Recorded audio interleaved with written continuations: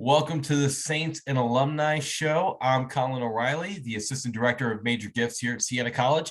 And on today's show, we are joined by a recurring guest, the Director of the Rugby Program here at Siena College, Greg Matthew. Greg, you're zooming in here from the West Coast. You're in California, San Diego to be specific right now, on a recruiting trip. How the heck are you doing? Good, Colin. Good. How are you? I'm great. I'm super. And thanks so much for coming on the show, zooming in from the West Coast on your recruiting trip, coming off of a national championship win.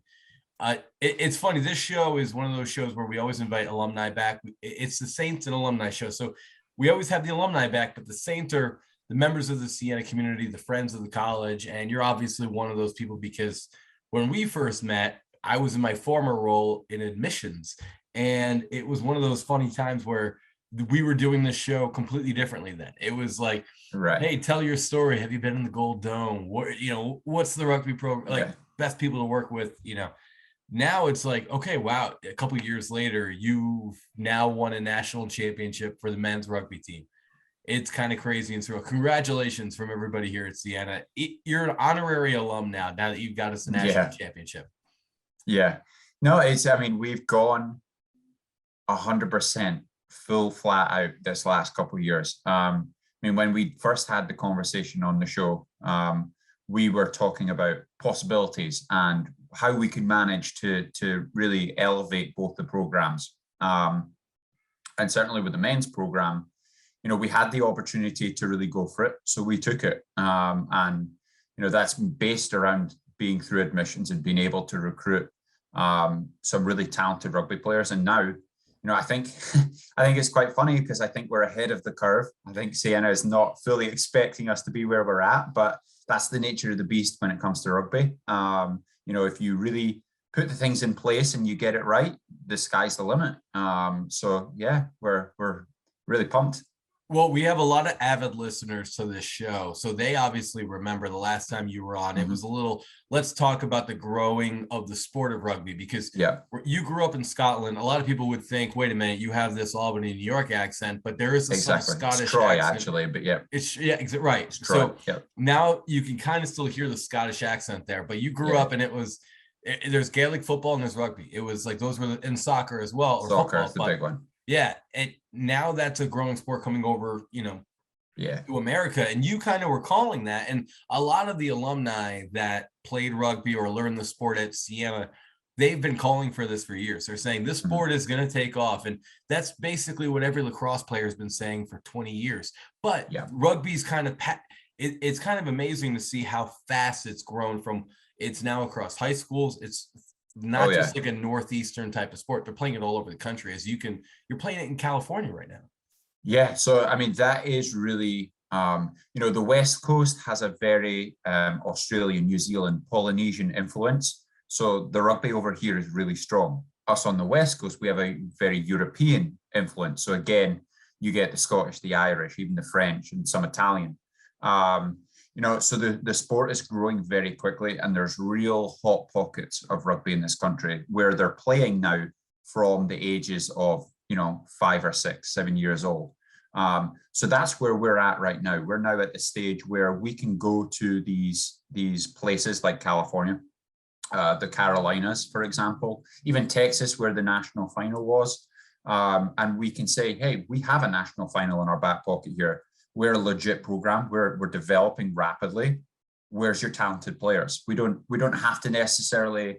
We're not taking this step because rugby forever has been a sport for everyone. So if you have 2 minutes experience or no experience whatsoever, we will still welcome you into our community and we will teach you the basics. But we now have the option to look at people who have those 5 or 6 years experience. And that's really what's accelerated the men's program, and now the objective for the women's program as well. So just kind of for people tuning in right now that don't know the kind of history of where the rugby program has been going over the last few years, when you first came into Siena College, your specific title was Assistant Director of Admissions, Rugby Coordinator. You had a lot in the title. It was a long one. Yeah, with amazing results. But it kind of focused around, yes, you had to recruit 3 students specifically to play rugby. Right. And the next year it was 5. And then the year after that, it was 10. And you kind of grew from right away. It was like you had 7 the first year and it was 15 the next. Our target was 3 students per year for the first 3 years. I arrived at Siena in January, and that first May we brought in 10. And then the following year we brought in 15. And then the following year we brought in 25. So, you know, and that was the year we won the national championship. And that's now the group that's won the national championship. So we have really, you know, this is another point where Siena maybe underestimates the power of rugby, because this sport really is, you know, once you're in rugby, you're stuck for life. People love this sport, and you're hooked. And I think that's where we are catching that flow now. We're catching that wave where we have a bit of triumph behind us, and we can kind of go to these places and pick up more kids. And it is a growing sport, like I said, or you said. So that growth is there, and it's a wonderful opportunity for Siena to expand the community, but also bring some really talented individuals to the campus, as well as bringing a lot of culture and background as well, because we do this year we were fortunate to recruit internationally as well. And I think this is a great example of the power of what happens when you put resources behind an objective. Yeah, you know, everybody wants to say, oh, we'd love rugby to be bigger than it is when it was a club sport. But it took someone like one of our trustees, one of our big rugby alumni, to say, okay, let's make it happen. Let's give you the resources you need to grow this program. And those resources were your leadership of this program. And again, hats off to you, because I've been pushing for years to tell people that the CBI basketball championship is a national championship. It's not the NCAA national championship. It's not the NIT.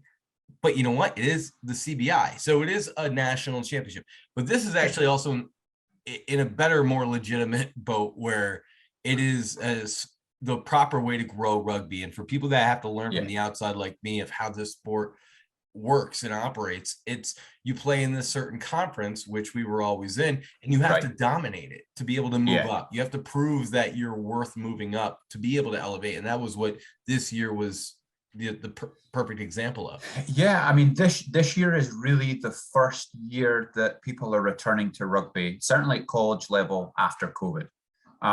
So in a scenario where, you know, certain, you know, other colleges and universities may have lost members or struggled to get a team together, or struggling to get past those rules and regulations, we saw the opportunity to take it the complete opposite direction. And we've taken an upward trajectory when some may have taken a downward trajectory. And that's really where we're based, or how we managed to get to a national championship in such a short time. I mean, we went 10-0 this year. And we only had 2 scores put on us this year. So, I mean, we really took the program and elevated it quite rapidly with, you know, making sure we had the coaching available and the players available, and really just took this great opportunity to drive it forward in such a short period of time. And just to add on to that, and I mean, obviously, it helps to have a great leader directing a program from the ground up, but there is a stronger foundation that comes with that before you even got here, which was the fact that we have this, you know, Olympic-sized rugby pitch on Siena's campus. And that's something that is a recruiting tool for you when you're on the road in California to say, we have one of the nicest rugby fields on the East Coast. And that's through the collection of rugby alumni out there. Honestly, when I kind of was a student at Siena, the rugby people were the best people to be friends with. I couldn't play the sport, but I wanted to be friends with them. So that paid dividends graduating. But you know, they're a group of people that stay together, and they happen to be some of the strongest people to stay together year after year after graduating. And they're the sole reason the rugby field is at Siena College right now. Yeah, no, I mean, the alumni are one of the major reasons why we made a national championship this year. If it wasn't for their desire to see the program grow, if it wasn't for their generosity to support us, you know, we wouldn't have been able to do what we did without their help. Just starting, you know, 2016 was when they installed the field. But even right up to this very day, they supported making sure that we had, travel equipment to go to the games. They made sure they fundraised to make sure we had, backpacks, just so that we looked like a proper team. I mean, we're not fully fledged, kitted out professional team, but just that little bit, making sure we're all traveling in the same t-shirt or uniform, it makes you feel like you're the real deal. And that's what these kids kind of thrived off of. So the alumni with the small pieces of generation or small amount of generation collectively brought to a large amount. And that's really, made the biggest difference for our program this year. And one of the truest things in sports is look good, feel good, play good, win. So exactly. I want to keep this conversation going, but we are tied because we are on FM airwaves. So Greg, can I have you hang out for a second? We got to go to a quick break. Absolutely. All right. I want to hear about the women's team next, but you're listening to the Saints and Alumni Show on WVCR 88.3 The Saint. Don't go anywhere. We'll be right back. Welcome back to the Saints and Alumni Show. I'm your host, Colin O'Reilly, the Assistant Director of Major Gifts here at Siena College. And today we are joined by one of our favorite recurring guests. He is the Director of Rugby here at Siena College and a real important role in the national championship we just got here at Siena College. So Greg, Matthew, welcome back to the Saints and Alumni Show. We used to be called the Siena Alumni Connection. Now, new show, better title, amazing results. How are you? Good. Yeah, good. It's a great show to be on. Like we said, we've been there before and we're looping back around now, which is great. It's just crazy to see where the program was last time you were on to where it is now. And we talked a lot in the first part of this show about where the men have, grown from. And, the plan was always to elevate the whole program, not just the men's side, because we talk so much about the rugby alumni, and the women rugby alumni are crucial to the growth of the program and are just as passionate as the men. What kind of steps do you see for their side of the program? Because they were kind of they were following the men's lead first. Exactly. Yeah, that's it's a unique thing because you do find in the US that some of the women's program tend to be stronger than the men's program, and that certainly was the case with Siena. What I think has happened is there's been years back to back where we've lost not just one or two seniors at a time, but 7 or 8. For example, this year we're losing 12 seniors. Wow. So it's a huge turnaround at this point. I mean, this is really our turning point for the women's program. Maybe a year or two behind the men's, just based on the fact that we now see what we could do with the men's program. We know the pathway that we can use. So now this is a growth period for the women's team. And the alumni are super passionate. We are so grateful and thankful to have a group like we have on the women's side, because they want to be involved, they want to assist, they want to encourage the women to develop and find their kind of pathway through college with rugby. So we're super excited to now start building that recruitment pathway, but also the women's program to match the men's. When it comes to high school rugby right now, do you see it growing both men and women's side in the high school programs when you're recruiting? Yeah, again, this is the same as the men's. You see real hot pockets, particularly with the women's program. For example, New Jersey is a really good place for, there's 3 or 4 programs down there that are really good quality programs. They're well coached, and it's a great opportunity to be not too far away from home, but, recruit from Northeast area. California, again, is another strong area, and, the South Carolinas and Texas again. So similar hot pockets again, but certainly, the women's game is growing just as fast as the men's, if not faster. So we had a lot of successes on the men's side, almost every single game this entire year. And it was due to a lot of some sensational players, but it was a team effort, great foundation. So when trying to mirror that on the women's side, I know that's a very lofty goal to be like, okay, well, we want to do what we did for the men's side, but the men just won a national championship. So what's the mirror side for the women look like this year in terms of like just trying to move the program forward? You know what? It's a situation where any other year, the women's program would have been the standout. It really would have. We, at the start of the season, we were a little concerned. We had a brand new coach, Rick Babson, come in, which is fantastic. He's a great coach and we're so happy to have him. But it was a new start for everyone. And we were concerned that we would maybe have too much of a short period between arriving back at school and that first game. However, the girls came together, the women really came together, and they've outperformed our expectations this year. They beat Paul Smith 100-0. The men is not the only team to pick up triple digits this year. The women did as well. That's awesome. You know, they need that posted everywhere. Yeah, I know. And they made the playoffs as well. They came up against a really tough school. They didn't make it past the quarters, unfortunately, but they played the team that eventually won. So they competed really well. They did really well for such a small group to come together. And it's down to that core. You know, the seniors are obviously, like I said, we have 12 leaving this year, but they're going to leave their mark because they're the ones out there recruiting on campus to grab the people right now. And they're the ones that are picking up the phone and speaking to my recruits at the same time. So yeah, it's going to be a group effort, but I definitely see a pathway where we can get the women's to the same level or platform as the men's. That's awesome. And you're absolutely right. The one crux, I think that's actually been a real great tool that you've taken advantage of since coming in is the fact that, you know, I went to a rugby college fair where it was one of the alumni with me and 4 students, and it was 2 men, 2 women, and you know, they actively wanted more students to come in and kind of join the team, recruit for their team. And this is at the club level too, where you're not getting a scholarship. There's no additional benefits besides a family waiting for you when you step into the doors of Siena. So I love that camaraderie. I'm glad that's still there. And I know you have, one of the things that people don't know too about rugby is you got a spring season coming up too. So like, you just had the successes, you know, most sports, they play one season, they have a preseason of like maybe, you know, just a lighter, you know, practice season. You're gearing up for the spring. What do you got waiting for everybody? Yeah, that's, I mean, that's one of the things about rugby. It's an all year sport, fall and spring.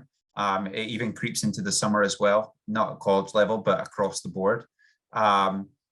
So that national championship, everyone was still discussing it and still talking about it now. The reality is myself and the coaches have already been on to the next plan for the last, you know, 3 or 4 weeks since just after Christmas. So it's always a moving target. It's exciting. It's a completely different game in the spring. We shorten it to 7-a-side. Right. And we have a great opportunity again for the men's at least to go to another national championship. So to be back-to-back in national championships would be fantastic. The larger competition that the men, we hope to make it to the last 32, that will be live streamed, that'll be shown live on CBS, I think it is. So to get Siena on a national platform televised would be a fantastic thing. And both this covers both the men's and the women's. We do have a project in the works here that if it comes off, it will be huge for Siena, the community and everything. And we're hoping all things going right with a little bit of luck, we can do that. But yeah, that will be a big turner for our national program this year as well. That's exciting. And I can't wait to, one of the things that I really just loved about watching the national championship I was streaming it from YouTube onto my TV and watching it. It was incredible because the first, like you said, we were only scored on twice this entire season. And that was in the national championship game. Yeah. And that team, I wouldn't be surprised if we see him again at the end of this season coming up, because they're a very similar type of school to Siena, where they're doing the same types of things, where they're trying to recruit a little, you know, loftier the way we are, trying to grow the program. And it was kind of mirrored program and results. It's just, we just happened to, you know, it was a fun team to watch all year. And I'm excited to see where the spring goes. And a couple more questions I have for you before I let you go, because I think as great of these successes as we're having right now, and where we want to see the women's team go and where they're already going, which is great. Next year, it starts all over again. And we're going to be in different conferences. There's going to be growth of the program. There's going to be more students that want to come in. So, you know, for a student that is I have, you know, never played rugby before. I wanted to kind of play in college. My dad played at Siena. I'm going to Siena next year. They just won a national championship. I don't think I could join the team. What do you say to that guy? Absolutely, you can join the team. The women's is definitely a place that's good for growth right now. We will bring in a lot of players that don't have any rugby experience, and we'll teach them the basics and, get those fundamentals in place. The men's, you can absolutely, like I said earlier in the call, rugby is a sport for everyone, whether you have that no experience or, some of these kids have 17 years experience. We will take you and we will help you develop. We're in the point where, and this is something that we look to mirror in the women's as well. We have 2 men's teams this year, and 2 will be competing in 2 different levels of performance. So the top team will most likely play in D1 AA, and then the second team, which is more like a development side, will play in the league we're currently playing in, or a development league. So that gives the players or students who have no rugby experience the ability to come in, learn the basics before being forced into a heavy competitive environment. Good. So it just allows them that time to grow at a level that's more, akin to someone just starting.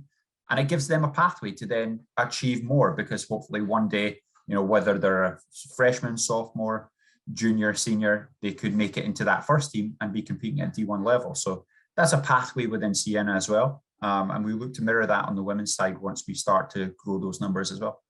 That's great. I know some of the alumni we've talked to, that was some of the concerns early on when they heard about the movement program going from club to athletics. And I hope, it's good to always hear that. No, it's still a come one, come all kind of sport. You're not going to be turned away and say, no, you played football in high school. Sorry, you can't play with us. No. Yeah, no. That's the beauty of what we're doing and how we're managing rugby. So rugby may be part of athletics, but the reality is it's kind of separate.